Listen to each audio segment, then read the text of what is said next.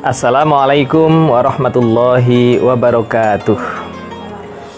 Pemirsa, malam ini saya akan menceritakan seorang anak kecil di negara Ethiopia yang diculik oleh perampok. Kemudian ia dijual belikan sebagai budak. Akhirnya setelah dewasa, sampailah ia di tempat jual beli budak di Mekah, dan dia dibeli oleh seorang yang bernama Umayyah bin Khalaf. Kemudian ketika Nabi Muhammad SAW memulai dakwahnya di Mekah, si budak hitam dari Ethiopia ini masuk ke dalam agama Islam, dan itu membuat amarah dari bosnya ya, Umayyah ya. Dia dipaksa untuk kembali ke dalam penyembahan berhala, dia tidak mau. Kemudian disiksa, dan seorang budak yang namanya adalah Bilal bin Rabah ini ditelentangkan di tengah padang pasir, batu-batuan padang pasir. Kemudian dia ditindih dengan batu besar. Bagi yang pernah haji tahu ya, kalau kita tidak mengenakan sandal di sana kan panasnya seperti itu, bisa melepuhkan kulit. Itu dia di tengah gurun disiksa seperti itu. Akhirnya datanglah Abu Bakar, sahabat Nabi, untuk membebaskan Bilal, sehingga Bilal ini ditebus menjadi dari semula budak menjadi orang yang merdeka. Pemirsa, setelah Nabi Muhammad beserta para sahabat hijrah ke Madinah, Bilal bin Rabah ini ditunjuk oleh Nabi untuk menjadi muadzin, yaitu orang yang mengumandangkan azan setiap saat masuk waktu sholat. Nah, karena dia bukan orang Arab ya, dari Ethiopia, tentu actionnya dan kefasihannya dalam melafalkan bahasa Arab tentu kurang baik. Ya, tidak seperti halnya orang Arab kebanyakan. Nah, inilah yang menyebabkan beberapa komentar-komentar miring. Ada seseorang yang berkomentar, "Alhamdulillah ayahku sudah mati sehingga tidak menyaksikan peristiwa ini." Ada juga orang lain yang mengatakan, apakah Nabi tidak punya orang lain selain burung gagak ini untuk menjadi muadzin? Nah, ini kan kata-kata yang bernada penghinaan ya. Burung gagak kan hitam, suaranya kaok-kaok gitu ya. Ya. Kemudian akhirnya mereka, orang-orang ini sebagian menghadap kepada Nabi, minta agar yang mengumandangkan azan itu sebaiknya orang yang fasih bahasa Arabnya. Nabi Muhammad mengatakan orang-orang yang berkomentar seperti itu tidak benar-benar mengetahui perkataannya. Tapi mereka tetap mendesak, alangkah lebih baik dipilih yang orang Arab yang fasih bacaannya Nabi. Akhirnya Nabi menyanggupi keinginan mereka, dipersilahkan untuk menunjuk salah seorang menggantikan Bilal untuk azan. Nah, akhirnya dipilihlah salah seorang Muslim Arab untuk mengumandangkan azan.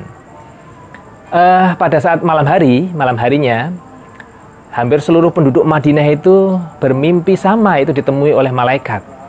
Malaikat itu mengatakan, apakah kalian tidak pada sholat kemarin? Mereka mengatakan, kami semua sholat malaikat, tapi saya tidak mendengar suara azan seperti biasanya. Nah, setelah peristiwa itu disampaikan kepada Nabi, akhirnya Nabi mengatakan, itulah keutamaan dari Bilal. Suaranya didengarkan oleh malaikat karena dia sangat terkenal di kalangan para penghuni langit. Para pemirsa, di mana saja Anda berada, orang yang mereka sebut sebagai burung gagak ini adalah seorang yang sangat istimewa di sisi Nabi Muhammad SAW. Mereka mengatakan seperti itu ya dilandasi oleh karena saat itu di kalangan Arab jahiliyah, budak itu tentu strata sosialnya sangat rendah. Tapi Bilal ini oleh Nabi diangkat ke posisi yang sangat tinggi. Biasanya status sosial seseorang itu ditentukan dari kekayaan, dari jabatan, popularitas, bentuk rupa, ketokohan, keilmuan, dan lain sebagainya. Akan tetapi Allah Subhanahu wa Ta'ala menurut Nabi Muhammad dalam sebuah hadisnya, innallaha la yanzuru ila suwarikum wa amwalikum walakin yanzuru ila qulubikum wa a'malikum. Jadi Allah Subhanahu wa Ta'ala itu tidak melihat pada bentuk rupa dan hartamu, tapi melihat pada hati dan amal-amal perbuatanmu.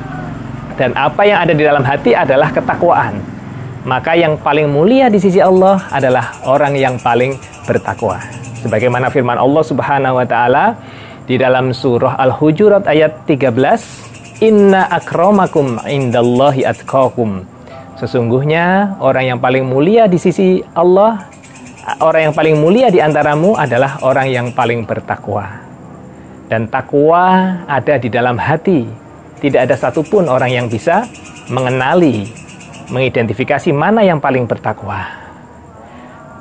Pemirsa, ayat Hujurat ayat 13 ini ditutup dengan in wallahu alimun khabir. Allah itu maha mengetahui. Alim, khabir itu kalau diterjemahkan bahasa Indonesia artinya sama-sama maha mengetahui, tapi sebetulnya memiliki spesifikasi yang berbeda.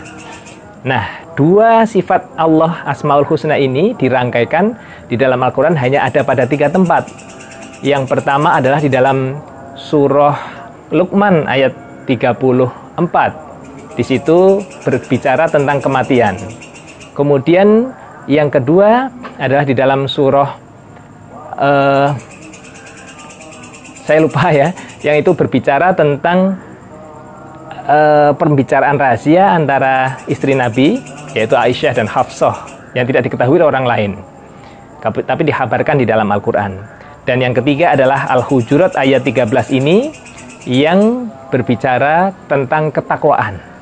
Jadi konteksnya adalah alimun khabir itu digunakan, dirangkaikan, yaitu dipergunakan dalam rangka menyampaikan sesuatu yang bersifat sangat rahasia, yang sangat sulit atau hampir mustahil orang lain untuk mengetahuinya kecuali Allah Subhanahu wa taala. Dan takwa itu sifatnya sangat rahasia. Tidak ada seorang pun yang bisa menjadi polisi takwa, yang bisa mengetahui ketakwaan seseorang. Belum tentu orang yang pakai jubah, orang yang batuknya hitam, atau orang yang berilmu agama tinggi itu paling takwa, belum tentu. Yang mengetahui hanya Allah Subhanahu wa ta'ala. Dan orang yang disebut dengan burung gagak, yaitu Bilal bin Rabah, meskipun dia budak hitam, tidak berpendidikan, ilmu agamanya juga tidak tinggi, tidak memiliki kekayaan, tapi posisi sangat mulia sekali di sisi Nabi Muhammad SAW dan di sisi Allah Subhanahu wa ta'ala karena ketakwaannya. Demikian, semoga bermanfaat. Assalamualaikum warahmatullahi wabarakatuh.